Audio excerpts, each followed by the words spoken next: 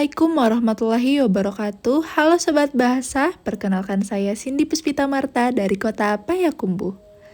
Bahasa Minang adalah bahasa yang digunakan oleh orang di Sumatera Barat yang mana memiliki populasi sekitar 5.500.000 jiwa. Ada pepatah Minang mengatakan di mana bumi dipijak, di situ langit dijunjung. Saya lebih memilih melaksanakan krida di beberapa sekolah dasar di kota Payakumbuh karena menurut saya menanamkan nilai kebahasaan lebih efektif jika diperkenalkan sejak dini kepada anak-anak. Anjalai pamagokoto, tumbasa rumpun jelangundi.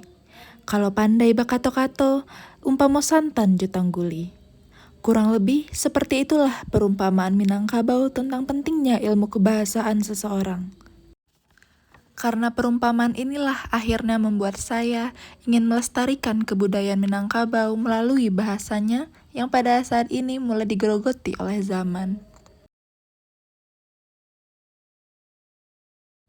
Krida yang saya jalankan mengangkat tema permainan TTS dan Dore sebagai media pembelajaran bahasa. Disinilah letak keseruannya ketika mereka sudah mengisi dan menghafal TTS tersebut. Saya melakukan evaluasi dengan cara bermain sehingga tidak terjadi kebosanan selama kegiatan berlangsung. Ini adalah contoh ketika salah satu siswa mencoba menjawab pertanyaan.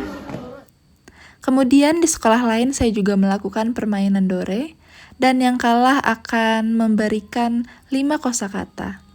Seperti ini beberapa contohnya. Yang di TTS gampang loh. Endu. Sayap artinya sayap. Iya tuh. Oto artinya mobil. Duo artinya wah. Indua artinya ibu. Dua ibu.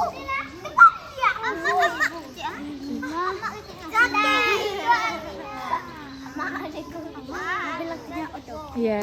Mobil. Oh, sayur artinya sayap. Indu artinya ibu.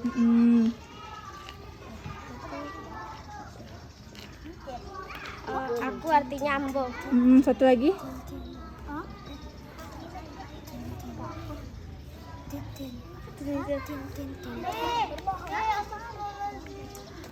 Artinya berbohong.